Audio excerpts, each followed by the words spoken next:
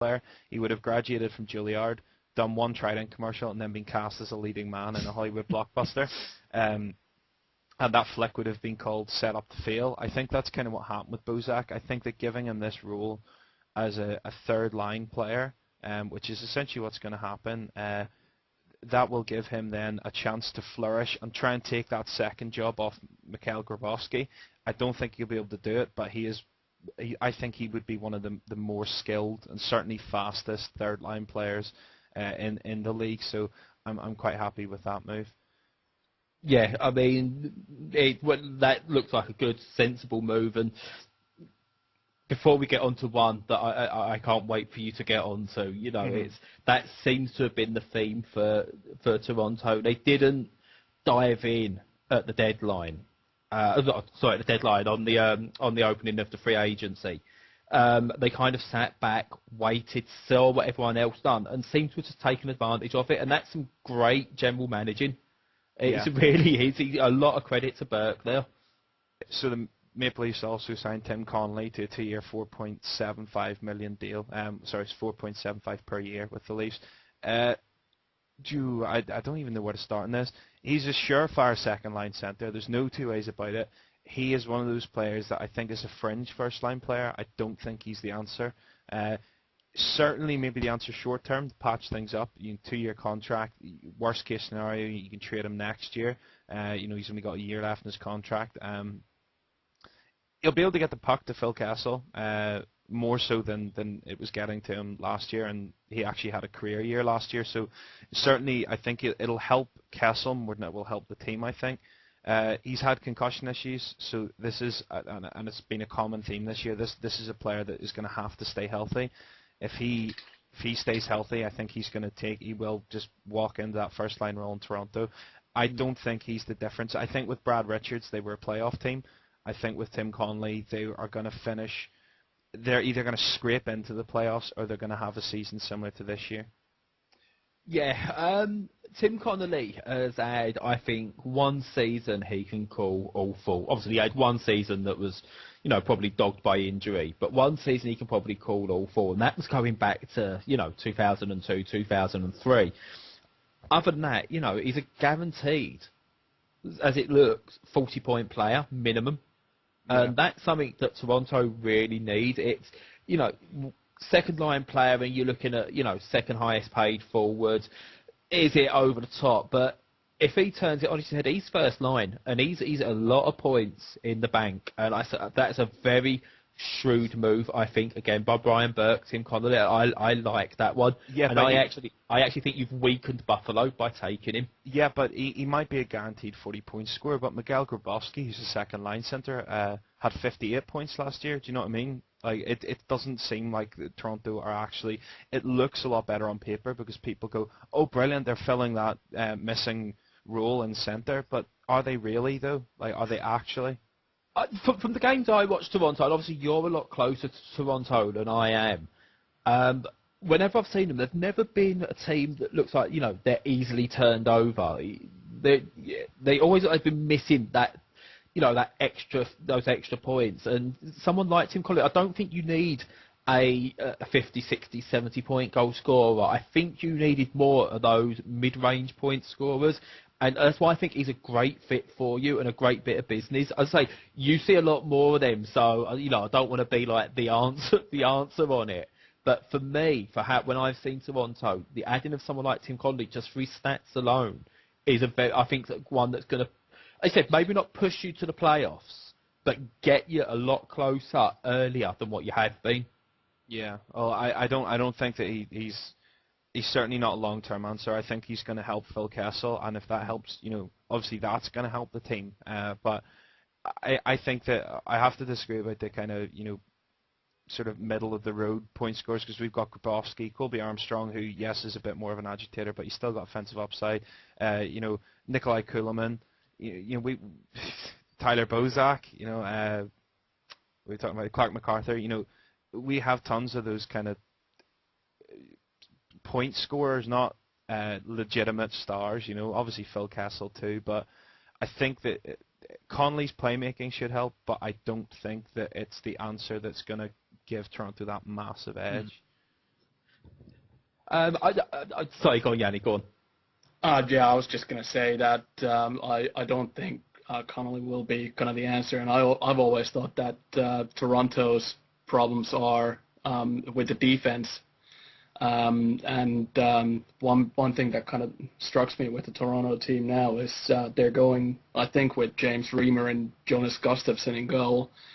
And well, Reimer was really good last year. I'm not sure whether or not he's ready to deal with the workload of a number one, because I don't think Gustafsson will be the answer there, because he's been struggling with health problems for his whole NHL career, and his numbers weren't really that inspiring. So for me, it will still be an interesting point what the Toronto defense is going to look like, especially now without Caberlet.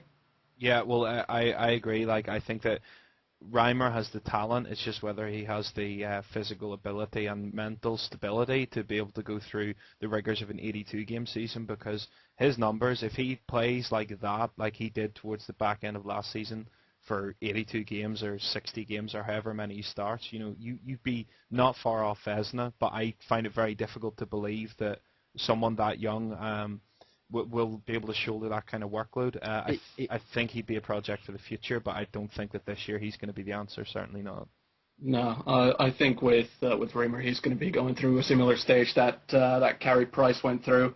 I mean, we all remember when Price broke into the NHL and kind of stole the starting job from Huet in Montreal.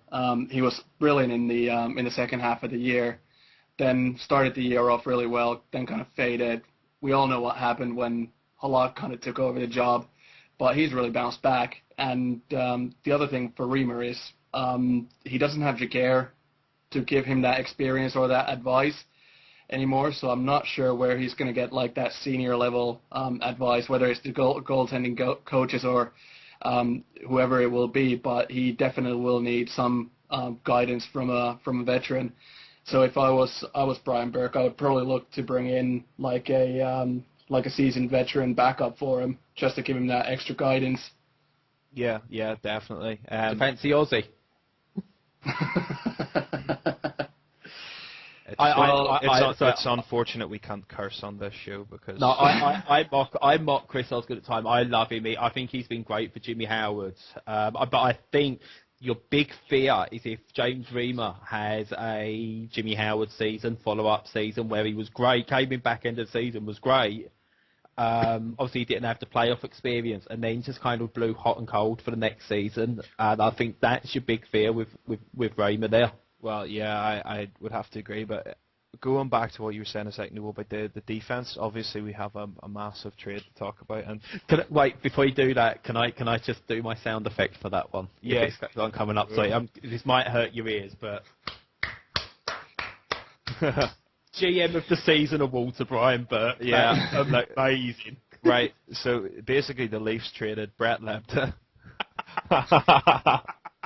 I'm sorry, it tickles me. Brett Lebda, right, and Robert Slaney, who exactly, for Cody Franzen and Matthew Lombardi. Whoa. When I read that, I was like, no, that's a typo. Brett Lebda and someone else. Who was it? Brett Lebda and Mike Komisarek. Please get rid of him. But you've just sold a penny to someone for a £10 note. Yeah, he has just sold ice to the Eskimos. Now obviously can't give as much credit to Brian Burke as I'd like to, because, well, he's a knob, and second of all, it's clear that this move was for salary space. It was very well timed, and it was very, very smart GMing by Brian Burke to step in just at the right time, and he's done what he feels he needed to do. Now everyone's going on about Lombardi. He's obviously a very, very fast centre who can play on the wing. He's a very, very talented player, but the issue is, again, common theme, it's his health. He played 2 games last season because of concussion. This is a guy that needs to be healthy to play, obviously, but he's not the key. I don't think in this deal. I think the key is Franzen. I think Lombardi is obviously, if that works out, great.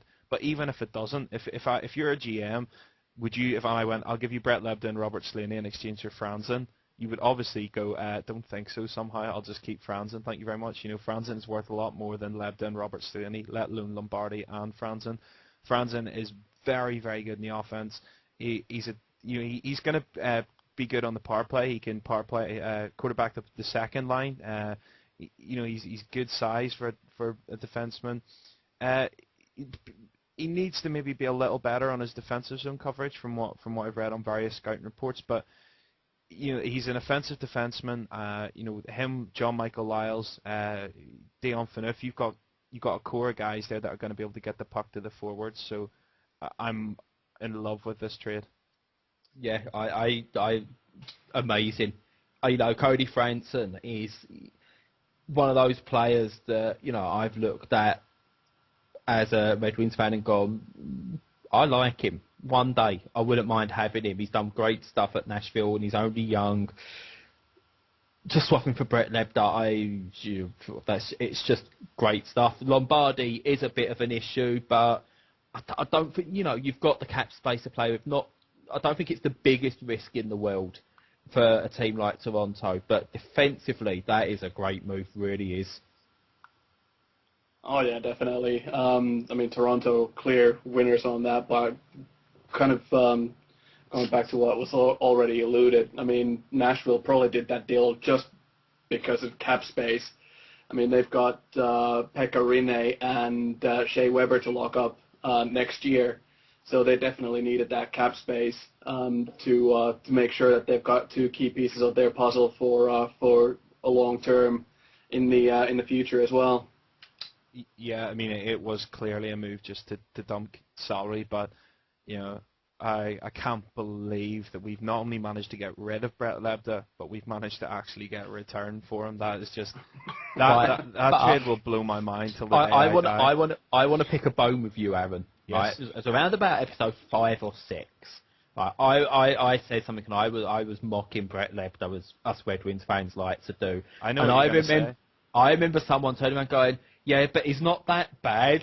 Yeah, but he's not as bad for a depth defenseman, right? And he wasn't as bad as people made out, but he's not someone that carries any weight or carries any value. Do you know what I mean? Like, I'm amazed. Everyone slated him, right? And I was like, he's got good skating ability. He skates fast. He's got great set of jets on him. Like, and I was like, well, I don't really get it. He wasn't as bad as everyone was tearing him apart. At one stage, I think he was either trending on Twitter in Canada or just trending on Twitter for some reason or another. I think it was one of these like Brett Lebda jokes or something like like a hashtag. But whatever it was, I didn't think it was as bad as that. But to be fair, for a number 7 defenseman, you don't expect to get anything in return, no matter how bad or how good he is as a 7th defenseman. Do you know what I mean? He's only so good a 7th defenseman can be. So that's a quote that what you've done there is you've news of the world, mate. You've taken something slightly out of context. I've been tapping your phone, have I, Aaron? You've been deleting my messages. But don't get me wrong.